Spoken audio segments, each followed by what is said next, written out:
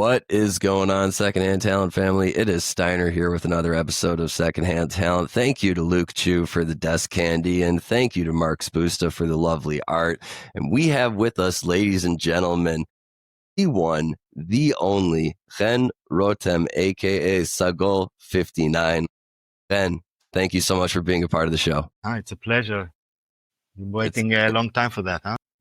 This is something that, as we'll see throughout the interview, that I have been waiting a very long time for. Khen and I have known each other for several years based on some of the work that he does. And when I started Secondhand Talent, this was like, I'll be honest, this is one of the interviews that I've always wanted to do. Like, this is one of the ones for me that like has been on my list of like of folks I'd love to talk to. The reason is, folks, so not only is Khen, a.k.a. Sagol 59, an accomplished rapper, he also has worked directly with Alan Trist at Ice 9 Publishing to produce a project called Haaretz Muvtachat, or The Promised Land.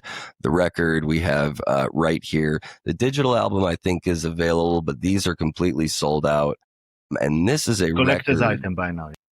Yeah, exactly. And what it is, folks, is it is the Hebrew Grateful Dead project. And it is an effort by Khen to, I think, partly translate, but to me also memorialize the music of the Grateful Dead in another language. And I think it speaks volumes that he worked with Ice 9 and Alan Trist to get this project underway. I've seen him perform the music several times myself, and it's absolutely lovely. And Khen, I've really been looking forward to getting to talk to you about it for a really long time now. Thank you very much. I'm thrilled. Let's see where the road will take us. Absolutely. So just to start with, I think I have the history down on this. You started out with hip hop, and the name Sagol 59 or Sagol 59. Where did that name come from? I think I know, but actually, let's start with the first question. I completely forgot in my own interview. The first time you heard Secondhand Talent Yad Shniya, right? Yeah. Which can mean a few different things, right? Yeah. What did you think the podcast was about the first time I brought it up to you? Since I know you a bit, I thought it was mainly about maybe comedy and music or stuff like that, or just conversations with people that you find interesting and stuff like that, something like that. Yeah, it's pretty much what it is. I mean, you hit the nail on the head. Okay, so let's get back into it. Where does the name Sagol 59 come from? Okay, the short answer is go to Wikipedia, but the more detailed answer is that, and sometimes I've been having trouble explaining it to people who don't know what a kibbutz is in Israel and what growing up in a kibbutz, as I did, what it is. But I'll try. So if you don't mind, if I could try to set the stage for the audience, and you can correct me where I'm wrong. So a kibbutz is a small village that's basically a cooperative where everybody works together to make the village run. That's in essence. It exists only in Israel. There's about maybe, 200, 300 of them spread all across the country from far north to down south. Essentially, originally a socialist idea. And I grew up in a kibbutz in central Israel, about 45 minutes north of Tel Aviv. My grandparents founded it in the late 20s, early 30s. They came to Israel, I think, in 1928 or 29, something like that. Like 20 years before State of Israel was founded. And anyway, when I grew up, today it's different because most of it is privatized. But when I grew up in the 70s, 80s, because of the whole communal concept, people didn't have a lot of private property, such as cars. Okay, and so people didn't have washing machines and dryers in their home. There was one big laundry place, and you would just hand over once a week or once whenever you're washing, and there were people that were working there, taking turns, the staff and the kibbutz members, and they would do all the washing, all the laundry for the entire kibbutz, which is about 300 or 400 people, and then iron it, fold it, and put it back in like compartments that each member, each child, each person had. So in order to know which item of clothing belongs to which person, because sometimes there's identical names, you know, there's a few Avrams and a few Yitzchak and a few Aryeh and whatever. Uh, so I guess the most efficient way was to assign a number and a color of a sticker on your clothes and put it on all your clothes since when you're a kid until eternity. So on all of my clothes here or here, I had the same type of sticker that be ironed onto the inside of the item. And I was number 59. The background, the color was purple. And many years later, when I became a musician, I became a rapper.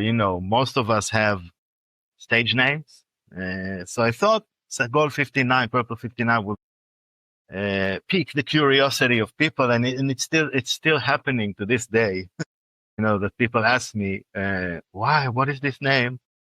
And people have come up with theories which are completely detached from reality about this. But that's the story. So I still have some clothes. I left the kibbutz in 95, but I still have some clothes with the sticker on it that I keep. I mean, for being kind of like a socialist concept, that's incredibly utilitarian of you Yes, to just be like, listen, this is practical. it's practical. Yes. Yesh Sagol, Yes. Yesh Chamishim. Like, I have the color, I have the number, I'll put it together and let And when people I come left, to their own conclusion. when I left, another guy, maybe 10 years or 8 years younger than me, he got assigned the number and the color. It's not a Yeah, rule thing. But first of all, Israel is very small. So we would go to Tel Aviv a lot, or Netanya a lot, and the town. But you have to understand that the first full-length Israeli hip-hop albums, CDs back then, uh, were released in like the year 2000. You know what I mean? It doesn't go back that long, like New York hip hop to the late 70s, early 80s. So everything came a bit late. I've always loved music. I don't come from an especially musical family. None of my parents or my siblings plays instruments or whatever. They all like music. And at home, when I grew up, my parents used to listen to a lot of classic old Israeli, what they called in Hebrew, Eretz Israel Yeshana V'Atova. Okay, you know what I'm saying? Like army troops. The traditional classic tunes Yeah, that just Israeli kind of stuff. are on repeat, on cycle. And a bit of, I mean, even though they were supposed to be at that age, the Beatles age, but they didn't catch on to Beatles. They listened to older stuff, I mean, from abroad, the more folkier stuff, like Pete Seeger, and the Weavers, and the Golden Gate Quartet, you know what I mean? And soundtracks, Side Story, and so on and so forth. So maybe some jazz, some bossa nova, but I got into music heavily as a teen. I mean, I was buying Frank Zappa records by 12 or 14, actually buying the records and the whole progressive rock and the whole classic rock and the whole later indie stuff, and jazz and blues. And I think it was the late 80s that I first started to be aware that there is such thing as rap and hip hop, because we used to get a lot of volunteers from different countries. They would come and work in the kibbutz for sometimes for a year or a year and a half, and they would bring tapes or CDs. So in a way, we were even more advanced in our taste, in our musical taste, than the city people. Like I was listening to stuff like the Smiths and the Pixies and Sonic Youth and these type of things way before they were played here on the radio. And also later on, Public Enemy, Run DMC, and later on Cypress Hill, Das FX, NWA, Ice Cube, Ice T, and all these people. So, but I wasn't thinking about making this music back then. I'm talking early Well, 90s. it takes time, for those things to catch on culturally, even Yes. here. And I think that's a really great point. When you have people cycling in from all around the world, you're really getting, you mentioned bands like the Pixies and Sonic Youth, like these are bands that were relatively underground at that time. And yeah, that is a really well-rounded, big chunk of music that you named for someone who's not living anywhere near where that music is being made. I can even go deeper, like, and tell you names like Galaxy 500 and Husker Du and Nick Cave and the Bad Seeds, and stuff like that. So, after my army service, I went to England. I lived in England for a while because I had a British girlfriend, and I hung out with a lot of people who were really music fanatics. And some of the bands that I knew, even UK bands, they never heard of, because we were so deep inside this thing. Yeah, at the time, I think one of the bands you mentioned there is the Smiths. I mean, that's a heavy pull right there. That's not a band. I mean, they obviously knew about the Smiths and Morrissey, but they never heard of Nick Cave, who was huge in Israel. Huge. I love Nick Cave. I think that he's one of the best performers, Yes. I saw him a few months ago, and he's just absolutely a force. Yeah. I saw him a couple of times. Last time was in Berlin a few years ago, and it was mind-blowing. Yes. So you're getting all this music from all over the world coming in. Yeah. And as you mentioned, you're traveling, you're going around to Netanya. Israel. The way I like to describe it to my friends in the Midwest is that Israel fits about inside of Lake Michigan. New Jersey, yes. Yeah, about the size of New Jersey, right? So it's not very big. So makes sense, going to Tel Aviv and Netanya to get these experiences. What were some of your first live music experiences that you really, were they in Israel, or were they when you started to go abroad? Yes. The first time I went to a festival abroad was when I was 23. Before that, we used to sneak into clubs in Tel Aviv and see all these new wave bands that would come over. Well, I'll just drop names: Nina Hagen, and Ian Dury and the Blockheads, and what have you. But when I was 23, that was the first time. I was in a music festival in England, and I got to see Nirvana, among other bands. That was a Reading festival near London. 3 days. We were completely out of our heads on Nirvana and Sonic Youth and De La Soul and Gangstar and Iggy Pop and the Sisters of Mercy and many, many, many bands. And yes, throughout the years, I saw a lot of gigs. So from Eminem to Eric Clapton to BB King to the Wu-Tang Clan and what have you. Everything in the middle. Just because he's one of my favorite. When did you see Eminem? That's amazing. I saw Eminem in 2013 in Ireland, near Dublin, with about, I think it was 80,000 people.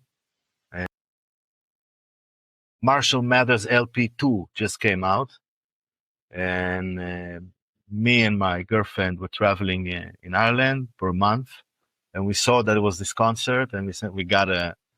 And the crazy thing is that the opening acts of that day, like he performed at sundown, but before him there was a British rapper called Plan B who is very good, and then Slaughterhouse, you know them, you know the supergroup, and then Odd Future. Yeah, With Tyler and what a everybody. show! So that, yeah, and Eminem came. He performed last, and it was great. But I got to see Gangstar and De La Soul and Cypress Hill and Run DMC and Wu Tang and Public Enemy and DJ Premier, and I got to see Jay Dilla. The first Would you time I was ever in New York. The first time I was ever in New York in 2002. I caught.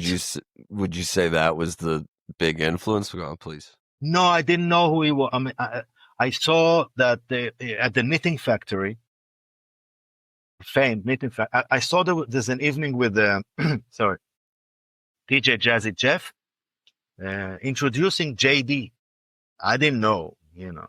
I mean, I've heard the name, but and yeah, they brought like guest rappers and whatever. But yeah, Jazzy Jeff spun, and then Dilla spun his record, and I kept the tickets. I kept, you know, the program, whatever, and it took me years because my son is a huge Dilla fan. He like idolizes him. Like a couple of years ago, I said, you know what, Tommy? I saw Dilla live. I just remembered it. Like, it didn't register in my brain, you know, but I found the tickets and said, yeah, right. It was there. It played there. So, you know, that was it. That's incredible. At the Knitting I didn't Factory, really know of who all he was at the places. time. I've heard the name JD, you know, I've seen him on records here and there, but he wasn't, you know, he wasn't the legend that he is today.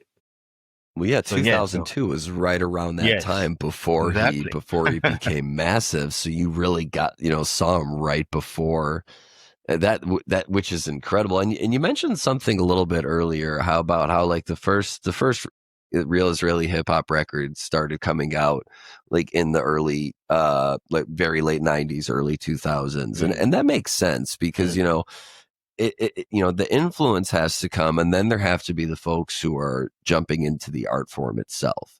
So it kind of makes sense to me that timeline, and even though it's getting into the ears of folks like yourself, it still does take time to turn around and make that like its own niche within music Yeah. anywhere. And And also I think MTV did it was a big part of it because I returned from my stay in England, and it was the summer of 91, and I returned to Israel and there was MTV there. When I left, there wasn't. So people started to, Yo MTV Raps, 120 minutes, all this Headbangers Ball, all the programs. So that maybe kickstarted something. You have to understand that when I recorded this year, 2025, I'm marking 25 years since my debut album. It came out in March 2000. And I didn't have almost anybody to be influenced by in Hebrew. Like, we had to create this thing from scratch, because even the slang, even how you address things, or even maybe like cuss words, it's not that I'm making a point of cussing on record or cursing on records, but even to say about something like Ben Zona, in a song, it was unheard of in Israeli music, or Maniac, or all these just tiny little things that US rappers do so nonchalantly. They drop these things. Well, yeah, there's a massive cultural split just in the language, and even kind of hearing you say that, it makes like the in Hebrew it's so weighty. It has a gravitas. Yes. It's not like you're saying mother whatever. It carries weight. It's Yeah, there's biblical, it's yeah, biblical. biblical, exactly. You Like, can't just you're get away with using it. yeah, and it's wild because you really don't even think about that on top of the language differences, the sheer cultural difference as Yes. well, and incorporating because you know obviously while you're creating something new, it is coming from a foundation of what you know and what you've Yeah. heard, and you want it to sort of emulate that, but at the same time, like, yeah, that must have been uncomfortable. I guess yeah, it takes some time to get out. What was the public reception to that first album? Was the Israeli public ready for it at that time? No, because because there was no precedent. Like my album came out a couple of months before, Subliminal's album, which is way more polished and club ready. And Subliminal and Adag Nachash are really the only yes, other we two all that we all came yeah. out around the same time, but they were very polished. They were very club oriented, and I was in Jerusalem with an underground mentality. So I mean, the CD sold out, but there wasn't that many copies. But it's like a mark in time. I say it's like putting a flag on the moon. It's like we were there, and then I moved to a bigger label and a bigger label and whatever, and eventually caught up with J-Dub Records. So I was label mates with Matis, Matis Yao, and stuff like that. Actually, in 2004, we did the in Brooklyn at Prospect Park at the Bandshell. We did like a J-Dub extravaganza, but maybe I'm getting ahead of myself, and we came from Israel, 3 rappers, me that I was signed to the label, and Tamer Nafar, who's an Arab from Lud, and Muki, the big name rapper from Israel, and Matis actually opened for us. He was our opening act. Nobody knew who he was. He was Wow. still in full Haredi Yeah, garb, yeah, yeah, yeah, apparel. yeah. I remember. And Yeah, and yeah. he came on stage and he blew everyone away. I mean, just the sight of him, the look of him, the full on Haredi guy coming Full and on. beatboxing. So yeah, but he was opening for us back then. I remember those early Matis shows and like when he first came onto the scene. And I remember even being American, seeing him, come out with, especially with those first two albums and seeing the shows he was doing and watching him live. It was almost, I don't want to say like truly, but like it was almost like an episode of the Twilight Zone where because I grew up something we don't really have Haredi outside Mm. of Yeah. Haaretz, but like that's the community that I grew up in, that I was If raised you in. want a Twilight Zone, I'll Yeah, tell you that I played basketball with Matis at night at the Liberty Bell Garden in Jerusalem, in Gana Paamon in Jerusalem, just me and him. When he came, because the first time he came to Jerusalem, nobody knew who he was. So I've been asked to like show him around or whatever. that's And we ended and up, I mean, he kicked my ass because he's like, at wait, Ghana Pamo. wait, all, yeah, Gana Paamon at night. And then we went to Wow, eat pizza at Sbarro's in Jerusalem in the Midrachov. It's like 1 o'clock, and just me and him, me and this Haredi guy, big Haredi guy, tall one. that's And incredible.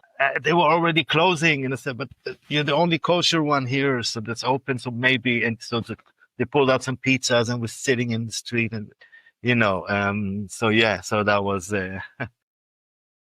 What I mean, it's what really strikes me about it only in is that I Jerusalem. Yeah. only in Jerusalem. I mean, and speaking of only in Jerusalem, one of my favorite concerts by a non-Israeli that I saw there was, I had the opportunity to see him in a cave Mm. underneath the Western Yes, Wall, yes, I and remember that. that was like, I mean, absolutely magical. But to hear about, getting sparrows and hanging out after playing basketball. So, did you realize at the time going back to before 2018 when this show was 2004-ish, when we're playing basketball, did you have any realization at the time that these were relationships that you were forging that were going to be massive, or was that connection still like not really apparent because of the What status of hip with hop in Israel? Matis? With Matis With or with hip Matis hop? or with the other, with the rest of the Israeli rap scene and in general, did it seem like it was something that was sustainable and going to carry forward at the I time? didn't know at first. I didn't know. I just did it because I loved the genre, and I found that it's a good outlet to get some of my views out, my stories out, maybe my humor out, my political opinions out. That it's a very handy platform. I mean, I can play and I can sing, but I didn't want to mess with band. It's a big headache, and so I just did it. I just, when you're young, stupid, you don't know what you're doing, just putting stuff out. It's a bit crude, it's a bit juvenile, but you have to start somewhere.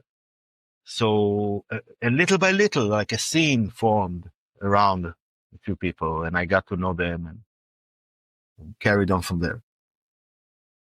I mean, it's really, because by the time I was growing up, you talk about Subliminal and, yourself and Hadag and Achash, those were some of my early influences when I was Mm, listening, mm, to hip hop growing up as a Jewish kid here in yeah, America. yeah, yeah. And it's really wild to hear about. Well, I always kind of understood about the lack of precedent in Israeli culture for something like hip hop because it was new to American culture. I mean, it was definitely something that grew and developed in that period, from the 70s onward. And to hear it really like fully come to force, in my living memory, in 2000, I didn't realize, like, because for me, it's almost this abstract idea of when something starts. And it's rare to be able to talk to someone who Hmm. was not only there when it started, but was part of the beginning of it. Looking back, you mentioned at the time of this taping, it's 35 years since your first album came 25, out. yeah, 25, yeah. 20, excuse me, Yeah, yeah, yeah, yeah. 25 years.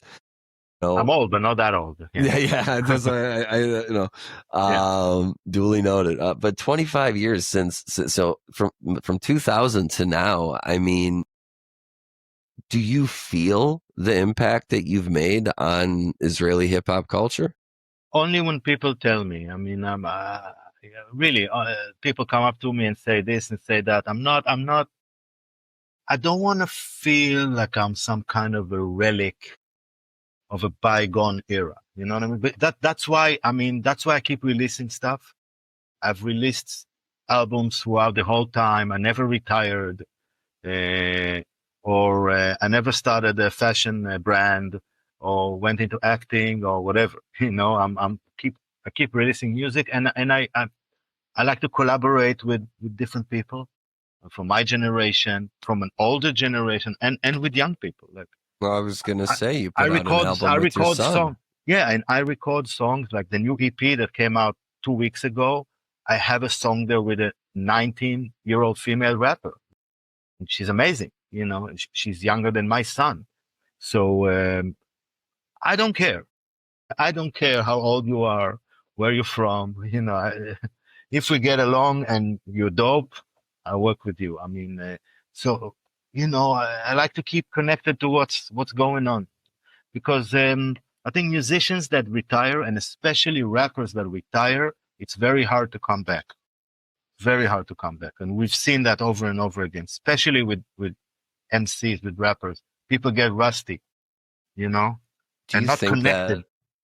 do you think that part of it is the mentality of accepting that you were, I don't know about if accepting is the right word, but do you think that like part of the fact that you're the foundation of it, like embracing that would hinder your ability to continue to move forward and continue to produce as an artist?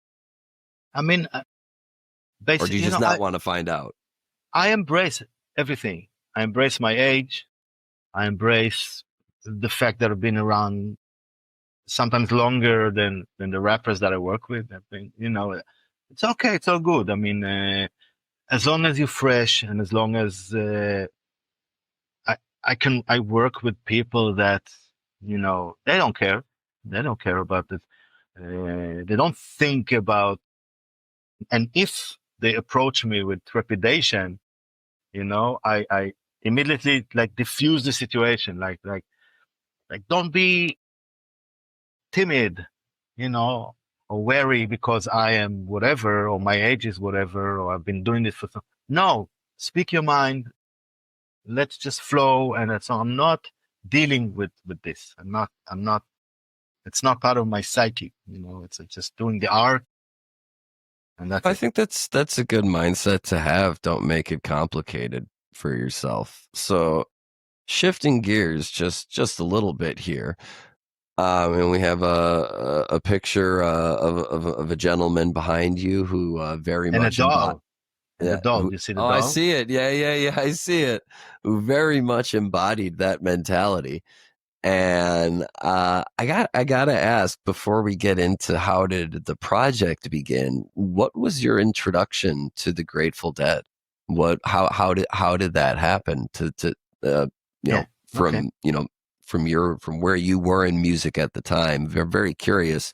When did their music come into your life? First of all, I've always liked a wide variety of styles and musics. And so I can listen to hardcore hip hop, gangster rap, but I can listen to Johnny Cash, and I can listen to Peter Tosh, and I can listen to Pink Floyd, and I can listen to Pixies or to Mingus,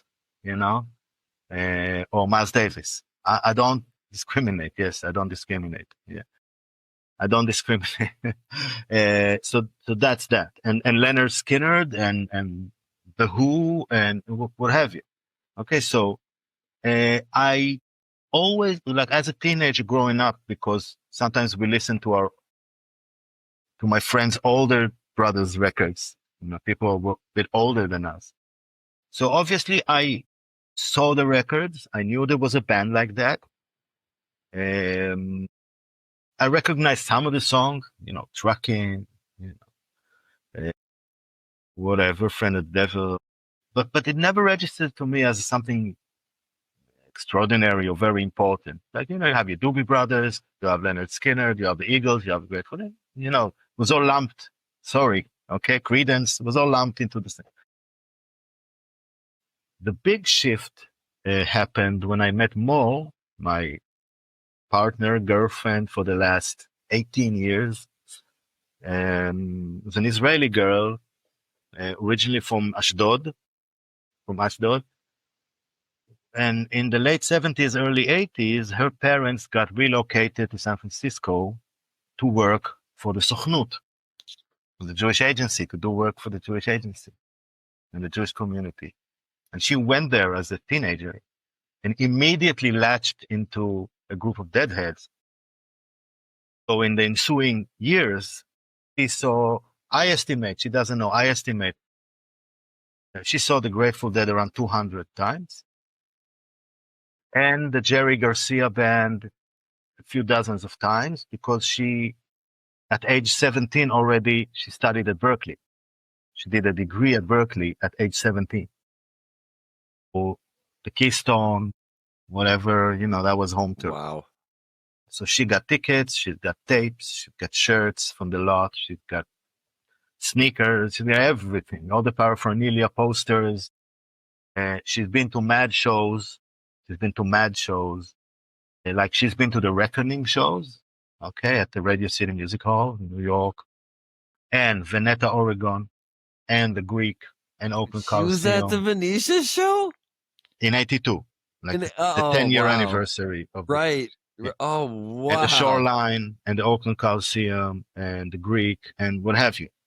Most of them doesn't remember, okay, but obviously, right? I mean, probably weren't there if you can remember, but Right, exactly. If you were there and you can remember, you weren't having a so good if I time. would be able to turn my camera around here, the posters on the wall from the shows, posters Go for it. from the Turn the. show. I mean, if you can, turn And the camera around. But like, where is it? Yeah, no, it's far away, but all my whole right, desk here has tickets to dead shows and whatever, and we have that's tapes stored, like 100 incredible. tapes, like a hand drawn, the whole thing. But I didn't know that when I met her. So once, we moved in together and I started to realize that that was her thing. And she would watch DVDs, videos of concerts. And I would tell her, it's really boring. The stuff is boring. Don't do anything. They sound out of tune. That was nearly 20 years ago. And she understood. She understood. And she said to me, you know what? Start with the Jerry Garcia band. Start with them. Listen to them. She bought me After Midnight, like the CD. And so I started there because, it's more groovy. It's more funky. They do Motown stuff and blues stuff. And then started to go down the slope and very quickly, so I became a real like aficionado, dead aficionado. I'm not a deadhead. I, I, I I'm not claiming, she saw them live so many times. So who am I? I saw Dead and Company twice, but that's all. And maybe Mickey, but, so yeah, so that was the beginning of it. And a few years later, that was, yeah, 10 years ago, I started just doodling lyrics just for fun at home, like translating, because I've done that before. I did a Tom Waits song. I did a Frank Zappa song in Hebrew. I did Which others. Frank Zappa, which Frank Zappa song? I gotta Um, know. yeah, yeah. I recorded a song because I had a blues, folk, whatever, reggae album that I did a few years ago. So Harder Than Your Husband. It's the second song from You Are What You Is. Yes, Uh, it's one of my favorite albums. I I'll love send. that. Yeah, yeah, yeah. So קשה יותר מבעלך. Yeah. So it's very funny. It's out there. I mean, it's out there. So that came out on my non hip hop album. It was great to do this. Um, so I've dabbled with, I did children's story, Slick Rick, hip hop. I did in Hebrew. Ice Cube, it was a good day. You know the song Yom Yafeh, right? So that Yeah, was yeah, yeah, I took the concept and I Jerusalemized it. You know, yeah. Jerusalemized. Instead of about LA, I made it about Jerusalem just for fun. And so yeah, so I started, picking some songs and just started to translate. And then I said, when I had a few songs, I said to my girlfriend, look, I'll show you, these things that I took Hunter's song and Jerry's song. And I said to myself, if she said it's less than brilliant, I'm not going to do anything with it. Because it's like you're going to a chief rabbi and look, it's the scriptures that I read, Right. that I wrote. Right. Translate the Here's my Bible. here's my interpretation of the halacha. Like, and Yeah, yeah. like And I give me showed the it to opinion. her and Yeah. to another veteran deadhead that's been to many shows, Israeli. I said, if they say it's good, I'm going to do something with it. If not, that's it. Goes in the drawer. That's it, just for my So own. And they said, wow, it's very good. You should pursue it. And then by chance, I met a musician named Ami Yares in a bar in Tel Aviv. We started talking, and I said, yeah, let's do something with this. what were And we some of started those? recording the album. What were some of those first few songs that you translated? חבר של השטן, obviously, Friend of the Devil. בגשם ובקור, Cold Rain and Snow. מתוקתי, Sugary. What else is there? בלוז חדש לגמרי, New Minglewood Blues. Obviously, נחלאות בגשם השוטף, Mission in the Rain. The whole But you first talk batch of songs. about Nachlaot Pageshem Ashotef, Mission in the Rain, and also Chaver Shel Satan, Friend of the Yes, Devil. yes. what I love about those two in particular, and I'm really glad to hear that they were part of the first batch, is that you talk about the Jerusalemization of the music, and I remember I don't remember who showed it to me, but I remember first hearing Chaver Shel Satan, Hmm. and I have known, I grew up listening to the Grateful Dead. My mother and my uncle went to a bunch of shows, and it was just a part of that music was a part of my life since I was a child. And I was over there and somebody showed me, and I remember it's Nasti me'elat esrim klavim be'ikvotai, which in English, I went up from I guess Lit up from you. I lit up from a lot, Uh, 20 how, and just to think like, and in English, of course, it's I lit up from Reno. And I just remember it flipped this switch in my brain to where I was Thank you. like, as a fan, as a huge fan of the Grateful Dead's music, all of a sudden I found a way to relate to it in a different way. First of all, I know that quite a few people, mostly Israelis, have gotten into the Dead from listening to the Promised Land. People that maybe didn't know them or had some sort of a stigma or a preconceived notion about them, about what they are. And then they listen to these beautiful songs in Hebrew and say, gotta check this out. But I tell you, Vomi, I made a few decisions when I started to do this with Ami. First of all, we're not going to attempt to emulate the Grateful Dead sound. I'm not Jerry, he's not Bobby, and whatever. We're not going, because I've been to the US and in Israel too. I saw Grateful Dead cover bands, which are great. Some of them really try to duplicate the exact sound. I'm not going for it. That was the first. And the second one was that I wanted to be local. I want to be Israeli. I don't want to be sitting in Jerusalem or Tel Aviv or Jaffa and sing about Reno or Nevada or whatever, in California. I wanted to sound local. And I think that's the power of Tennessee, turned into Kfar Anasi. Fun to see. Because, Yeah. and I see people like enjoying it and embracing it, It's because relatable. it would be wrong, I think, to record in Jaffa and sing about Tennessee. What do I have to do with Tennessee? And I think it adds also some real meaning to, a cover is one thing, but an adaptation is something that we really Exactly. don't see in music today. We do see a lot of, as you mentioned, be they cover bands, tribute bands, or just bands that cover particular Grateful Dead songs. Yes. There is this kind of desire to emulate directly the legacy of the Grateful Dead, and there's nothing wrong with that.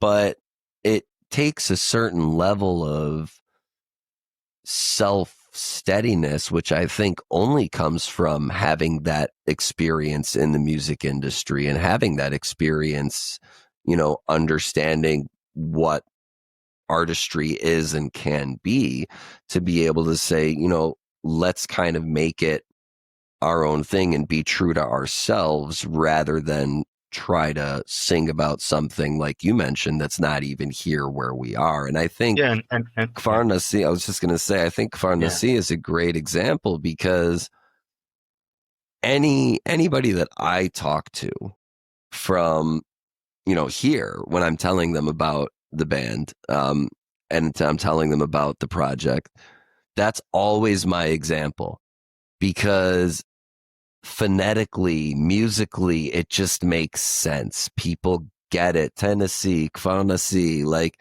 it's right there. Like maybe not Elad and Reno, but that right there to me, Kfar Nasi and Tennessee Jet is like the quintessential example of like just how great an adaptation can be when you're really trying to be true to yourself, to the spirit of the music, but not trying to copy Yeah, what that I'll is. tell you a secret from the kitchen. I realized that if you can find the phrase that defines the song, then it's much easier to translate. Like with Sugary, I had a few options, and then Metukati, you know, or Tennessee, or you know, or Well, in uh, Matukati, let's just go on that for a second, yeah, because I think what you do there is phenomenal. Matukati, for those who don't know, means basically my my sweet sweet, one, yeah, my sweet treat, right? yes, Um, but Sheket, it yes, the way that they come to, instead of yes, shake it, yes, sugary, it's sheket Matukati, and it just go, even though it's a completely different meaning in yes. English, the vibe is right there. Yeah, It's you can't be right there. 100%. I've been doing quite a lot of translations for different, you know, this. Okay, and you cannot, especially when it's poetry like Hunter or whatever, you cannot be 100% on the exact word. You either sacrifice the meaning or sacrifice the phonetics. So either you go for the phonetic or you go for the meaning, and if you're lucky, you know, you get both of them. So like a song that I really like from, if I may say so, from our repertoire is Nashim Humot Ain, which is brown-eyed women. And apart from the fact that I and Ain in Hebrew sound the same, and also, you know, I'll tell you a secret that there's a few words that sound the same, like time and zman. Okay, lokeach zman, taking my time. Okay, sound, and also yain and wine.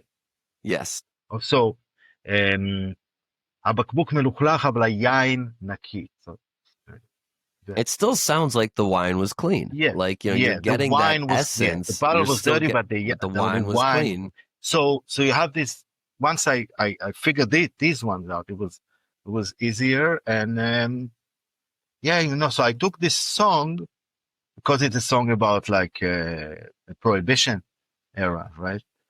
So I took it to the same era, but in Israel, in Emek Hefer, where my grandparents were. So they came as pioneers, and they had to get by, you know what I mean? And my late grandfather used to make, like limoncello. Okay. You know limoncello? I know Uh, limoncello. Yeah. it's so, Folks, if you don't know, Google it. yeah, Limoncello. he would, because he was good with words. He named it Aronovka because his name was Aaron. Okay. So it wouldn't sell it. It would just make it at home as a hobby. So I sort of embellished the whole idea of the early kibbutzniks working and making what, you know, it was, I mean, he did it in the 70s or 80s, way after, you know. So I created this story about this shack in Emek Hefer, which collapsed in the snow in 1950, which is real. 1950, all of Israel was covered with snow. Okay. And a lot of buildings collapsed. That was the only time the whole country was snow. So, you know, tumble down shack in Bigfoot County.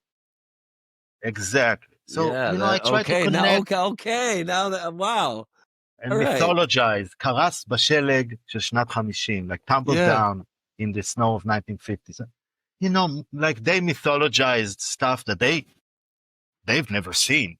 So I try to mythologize this era in early pre-Israel. You know what I mean? So it's fun, you know. And And I if it's convincing, it's good, you know. one of the ones that I think is most convincing, and it's really, where the Jerry Garcia band aspect of it shines through, is Nachlot Begeshem Ashotef, your take on Yeah. Mission in the Rain. Yes.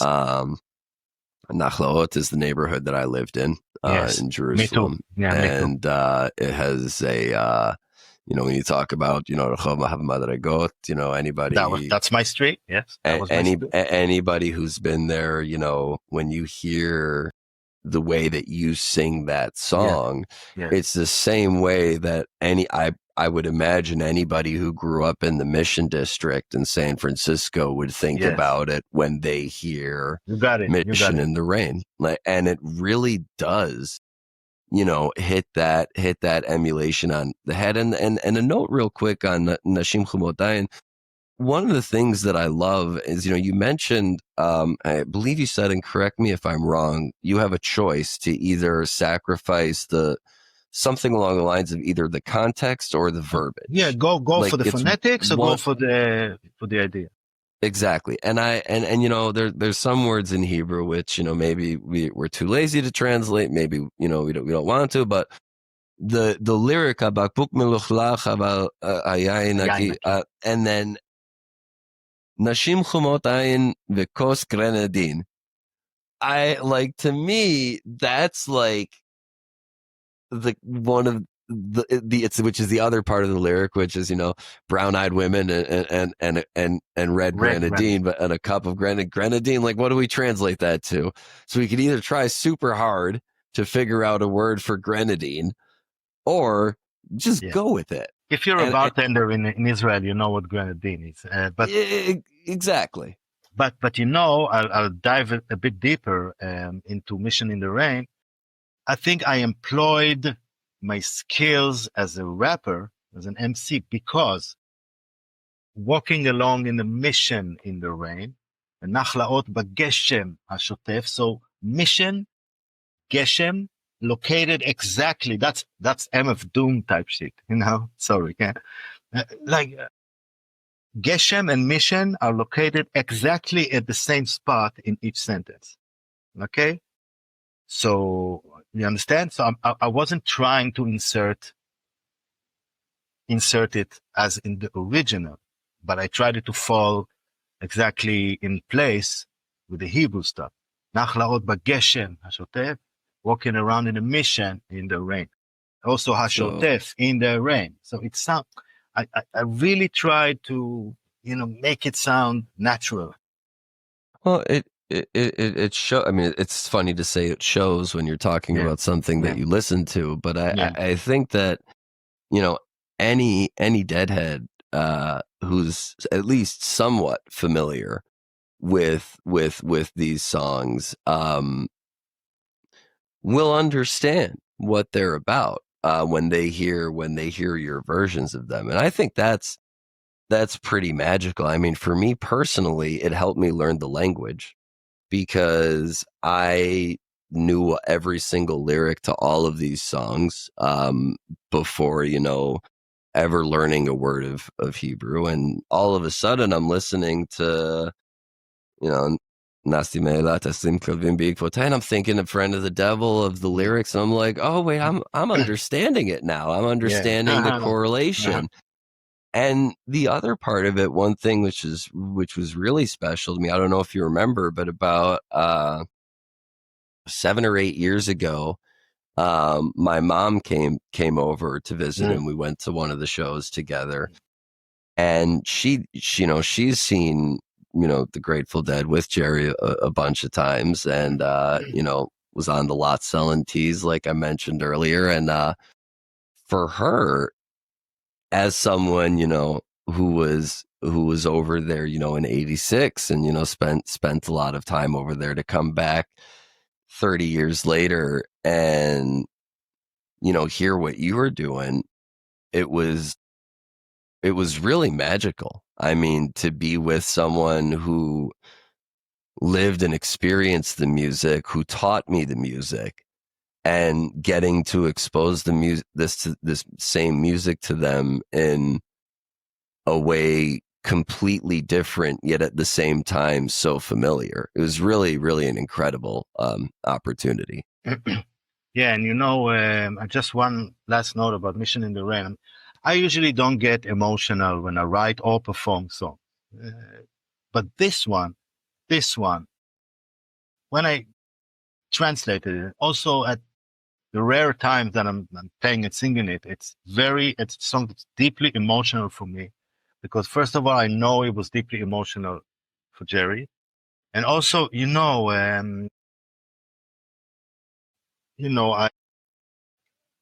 I moved to Jerusalem. My son was born in Rehov HaMadrigot. I lived in Rehov HaMadrigot 27, and later on, I divorced in Jerusalem and I lived in Jerusalem and I started my career in Jerusalem. And I did a lot of songs. So it's very, it was very personal. It rarely happens to me that I get emotional writing or performing a song, but this song is, and at the end of our first US tour, I think it was 2016 or 15, we had a chance to do a couple of songs at the Relics offices in New York, in Manhattan. And we just came in. We were before the flight home and just gave us guitars, set up the cameras, brought the people in, and like a tiny desk thing. Yeah. And we just did a few songs and we left. So from all the songs that we did there, they chose Nachlaot B'Geshem HaShotef. And I was even so excited singing it that I replicated, I screwed up some of the order of the song or the verses. They don't know. They didn't know. Right. But you can look for it on YouTube. It's beautiful. We just at the Relics offices doing a tiny desk. But that was the one song they chose from our set to put on their website and whatever. So probably has that emotional pull. That's really incredible the way those things work out. That I'm sure you didn't even consider like I hope it's this one that they pick or anything like that, given the situation and all the travel and all of that. But to come back and that be the one, especially with that emotion behind it, I think that's. Yes. I just think it's incredible to be able to, bring that all around. And then I guess the next question I would have would be how did it come about, the process to, or the idea to, let's make an album of this music? Like, because I don't know what it's like to get publishers clearing rights for songs or anything like that. I mean, were there any specific, like, first of all, when did the idea for a record come about? And then second, were there any like specific hoops or things like that you had to jump through to get it done? Okay, so me and my friend Ami starting to record at his flat in Jaffa. I mean, the original album with the original songs were recorded in a mamad, in a safe room in Jaffa, in maybe third floor or something. Yes. Wow. Not a professional recording studio. And we put a big mattress on the window so nothing would come in or go out. And like musicians would come and go and record their parts, whatever. Some of them I didn't know. Some of them I haven't even met. And during the process said, yeah, I want to release it as an album. Let's see. And when we were done, or in the process, during the process, I said, because legally I didn't have to ask for permission because it's covers. I just had to as far as the rights, I mean, the writers get all the royalties from this. Right. We don't get, we yielded. How do you say? We yielded. You can't get copyright on covers, and because it's translations, I said, okay, I don't want anything. I just want to do this. So formally, I didn't have to get any approval, but I wanted to at least let them know, let the band know, or the representatives, that I'm doing such a project. So I found an email and I wrote an email. Simple as that.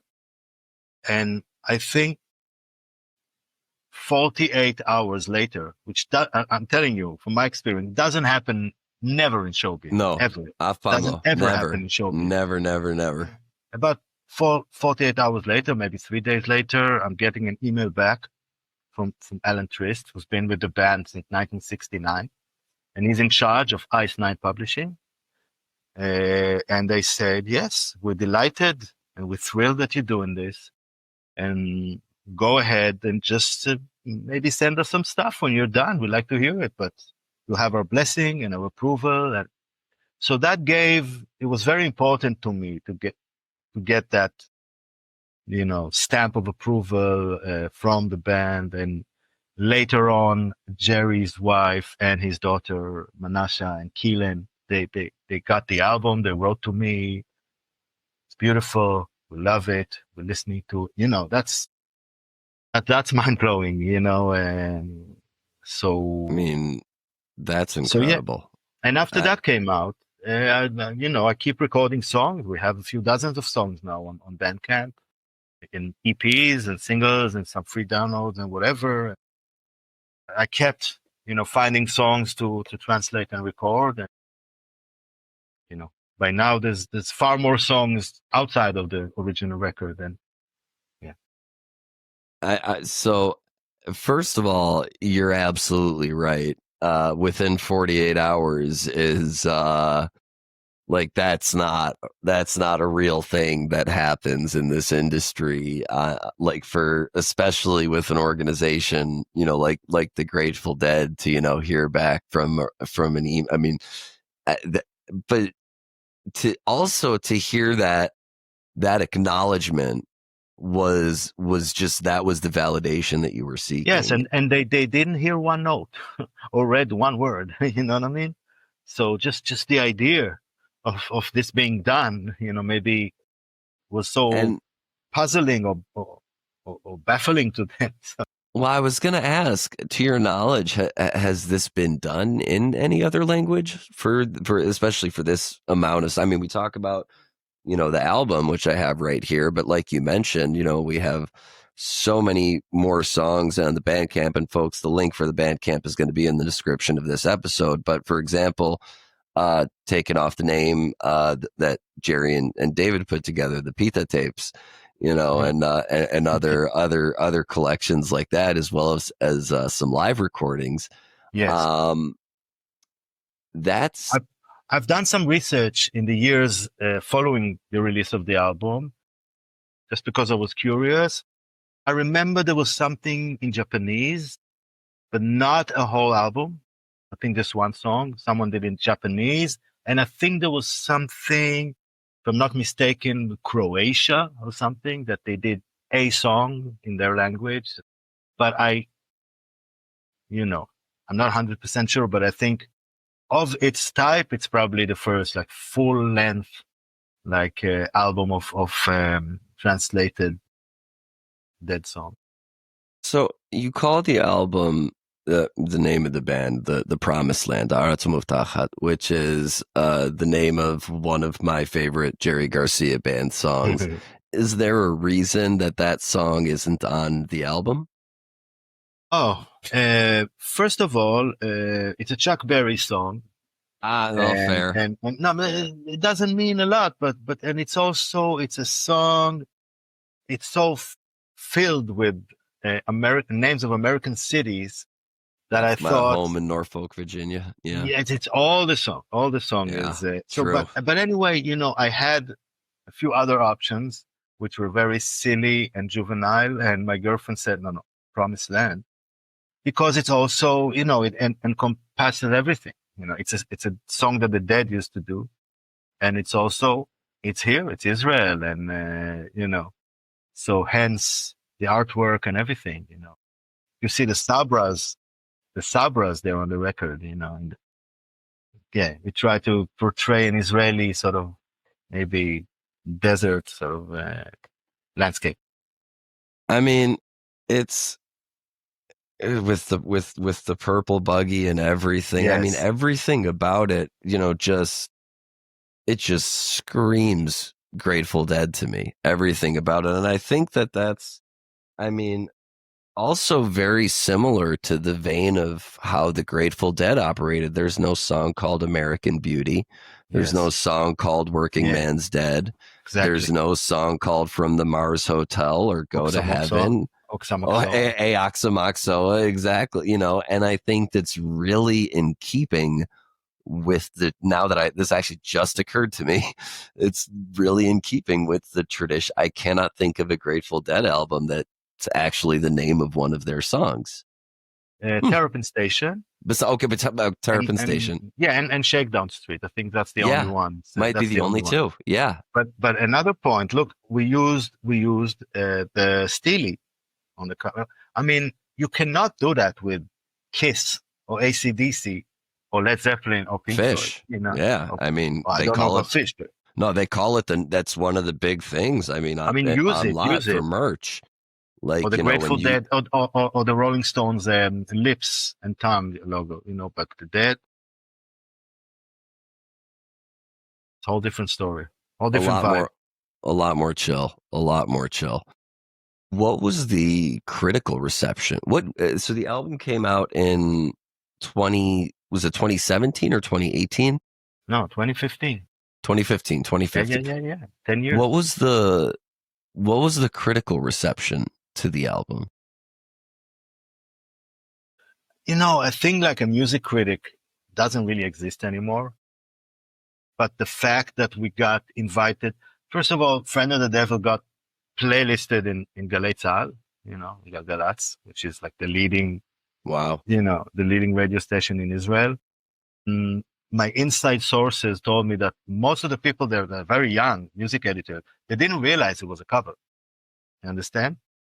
They just heard the song and they say, oh, it's beautiful. We're going to put it on the radio. A lot of people there in the station, they didn't realize it was a cover. Imagine that. And we got to play a live jam on Galei Tzahal. I mean, all the CDs are sold out. All the LPs are sold out. So that speaks. I've been to the US to tour 5 or 6 times now. Last time was last June. I was in Boulder, Colorado. Did thing. And so, yeah, it's been way, way over from what I imagined, tens of thousands of downloads. I'm not checking the stats, but between 60 and 70,000 thousands download. You know what I mean?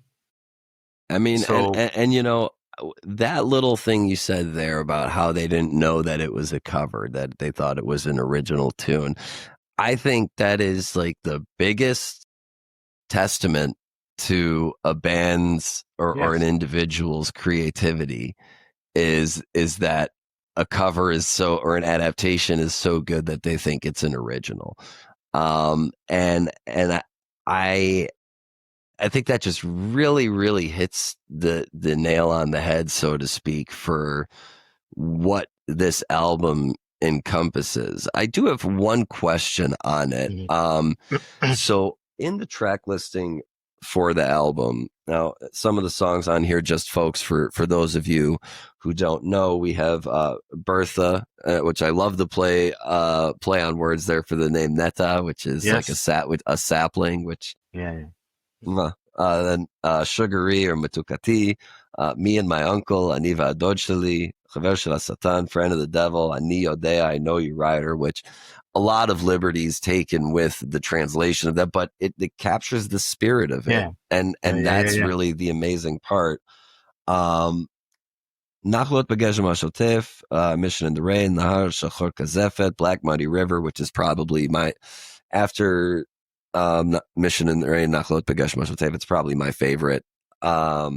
Nashim Chumotayin and Gal Shaket. But there are some extra songs. If you go on Bandcamp and look at the album, there's rather than Dark Star, there's an intro and outro called I think it's Bright Moon and Dark Moon. Bright Star, Dark Moon, something like that. And I was very curious always, like, where that concept came from to be on the Bandcamp album, which, to be fair, there does also have a few other songs that are not on I'll the tell record. You, the just CD, for space. When it came out on CD, it had 16 songs. Just because for a technical reason, the CD can accommodate more music. And when we did the vinyl LP, we had time restraints on the record. So I had to choose, and really, tough choice, which songs to place 42, 43 minutes tops, so there's less songs on the vinyl than on the CD, and obviously Bandcamp is infinite, but those two tracks, instrumental tracks, I recorded by myself at home, played all the instruments. It was just an experiment, with the vibe of Darkstar, but it's not really. And I play everything there. And I just thought that to give a hint and to start off and to close off the album, make it whole, make it complete. That was what came into my mind. I wanted a name that gives a hint to the Dead's legacy. And it's very similar, I think, in a lot of ways to how the Dead during shows would do the first verse and then the second verse later on in the show. No, yeah, I didn't think about it. Yeah. But that's what it always reminded me of, how they would, do Dark Star and then like Steven and the 11 and then drums and space and cryptical envelopment and then come back into the second verse later. Or start with Sugar Magnolia and then 3 hours later, Sunshine Daydream. Right, one of the shows that I've seen of Dead and Company. Yeah, absolutely. I mean, that's exactly that sort of thing, which it really feels like. I mean, as they say in The Big Lebowski, it really ties the room together. It really makes it feel like. I just want to make. Yeah. I want to make one point to our viewers, listeners. The Grateful Dead, when they were active, were never big in Israel. Most Israelis have never heard of them. Some people who have heard of them think that thought that it was a heavy metal band or whatever. They were never played on daytime radio in Israel, and apart from maybe one guy who sort of played them at night on the army radio station because he was a Deadhead. I never heard as a kid, as a teenager growing up, I never heard the Grateful Dead on the radio in Israel. And so they weren't big. I think my theory is that Israelis of a certain age, certain generation, always gravitated more towards British bands rather than American bands. So also the Allman Brothers and Little Feat, and all these Marshall Tucker bands, all these bands were hardly known apart from real music lovers, because Israelis went with the Police, Dire Straits, Genesis, Yes, Pink Floyd, King Crimson, all these bands. More gravitated towards European stuff. But first of all, I mean, it makes sense because that's what you're closer to. Yes. But it's the same here, is that I remember being a kid and going through my mom's record collection and finding Waiting for Columbus and some Allman Brothers records and, a lot of the bands you just mentioned. And I'm very lucky that I found that music when I did, because I think it was very much the same up until when I was growing up in the 90s here, where a lot of what we would hear first is Pink Floyd, is Led Zeppelin, is a lot of that. Oh yeah, that Britpop UK invasion, the Beatles. I mean, you still couldn't get away from the Beatles to this day. And growing up, you bring up the Marshall Tucker Band, which, I mean, Can't You See, I think is one of the great songs of all time. And I didn't know that song until I was in my 20s. And it's wild because it's true here as well, where but they were played a lot. I mean, you had a lot of stations. Yeah, but a lot of variety for people who were like, but the cool stuff to listen to, was like Zeppelin 4, was like Metallica only became the cooler thing, or only became the cooler thing to listen to because of AC/DC. Like, it wasn't the other way around. It was always AC/DC first. It was always High Voltage, Back in Black. But bands that were huge in the US, I'm talking Kiss, I'm talking Van Halen. Me too. Uh, Yeah. I'm talking Cheap Trick. I'm talking Grand Funk Railroad. No airplay. Most Israelis didn't And hear them in again, real time. Yeah, great example. Grand Funk yeah. Railroad was one of my first 3 concerts as a kid. And Michigan. I was very, very lucky to see it was I think Blue Oyster Cult, Grand Funk Railroad, and Rare Yes, Earth. yes. I mean, 3 incredible bands. And I have my parents to thank for that, because Good for you. what my friends were listening to was AC/DC, was Led Hmm. Zeppelin, so it was it's really Not interesting bad to hear either. that. Not bad either. Nothing wrong with it. Nothing wrong with it. But there is and was so much great American music being created around the same time that even growing up in the 90s, we weren't exposed to right away. It still almost came secondary to the Britpop and the UK invasions era of music. So I think it's really interesting to hear that parallel. Yeah, a lot of Americans still think that the Oasis is a one-hit wonder, right? I mean, and they never heard of Blur or Pulp, or The Cure. Uh, maybe not you, but you know what I mean. Yeah, no, absolutely. I mean, for all of our viewers, listeners, and readers who know the Gorillas but don't know Blur, do yourselves a favor and go check out what Blur is. But yes, I absolutely understand what you're saying. Layers, like Shrek said, like an onion. Yes, like and also bands that didn't really break big in the U.S.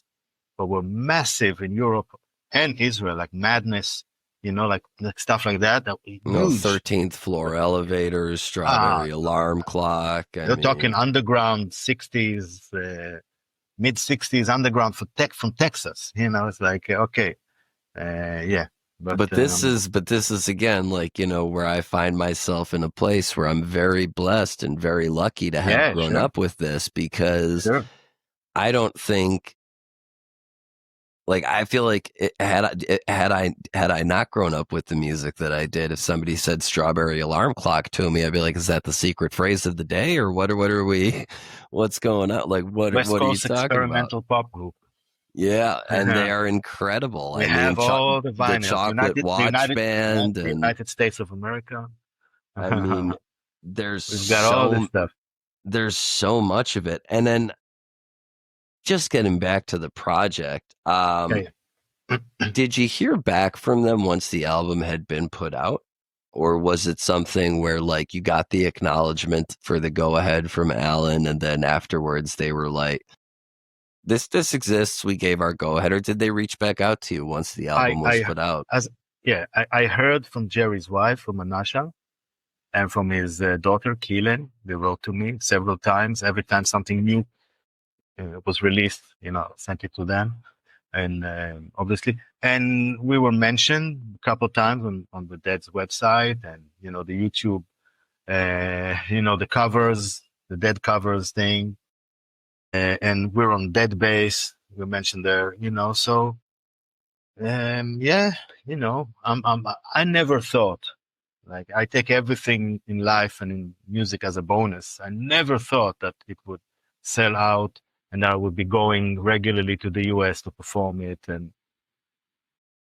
in 2020, I performed this stuff at the APAC convention in Washington, D.C.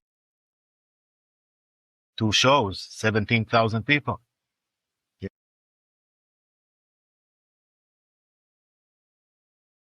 So who thought? Who I just thought? think it's a beautiful thing, whether you know the language or not. If Exactly. you're a Deadhead, it's something worth checking out. It's just a pure, from the heart interpretation of the words of Robert and Jerry, Hmm. and it really does come across that way. And thinking back to your comment earlier about how the radio station thought it was an original song, I can kind of understand that, because I think of especially Begeshem of Akor, Cold Rain and Snow, that synth intro that you lay down in the very beginning of that song is very different to how the recording is Yeah, I think it's by a, I don't it's know, a Hammond or yeah, Farfisa or Hammond or something. B3, something like that. This really like clavy, loud sound, and it makes it, yeah, not a cover, but an adaptation. It makes it its own, and it's a really beautiful Yes, thing. yes. People just came in. Some of them didn't know the originals. I played them, whatever it's supposed to be, and we were not trying to emulate anything, and it was all. And I think you can hear the excitement also in the recording.